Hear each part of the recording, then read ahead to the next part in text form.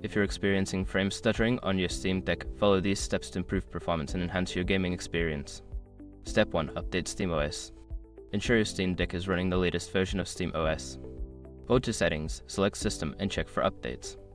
Installing the latest updates can fix bugs and improve performance. Step 2. Optimize game settings. Launch the game you are experiencing issues with and access the graphics settings. Lower the resolution and adjust the graphical settings to medium or low. This can help reduce the load on the hardware and minimize stuttering. Step 3. Manage background processes. Close any unnecessary applications running in the background. Press the Steam button, navigate to the Quick Access menu, and quit any apps that are not needed while gaming. This frees up system resources for a smoother gaming experience.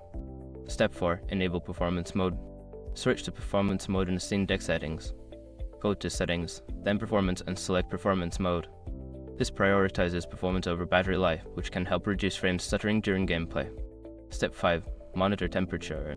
Keep an eye on the device's temperature while gaming. If it gets too hot, consider using a cooling pad or playing in a cooler environment.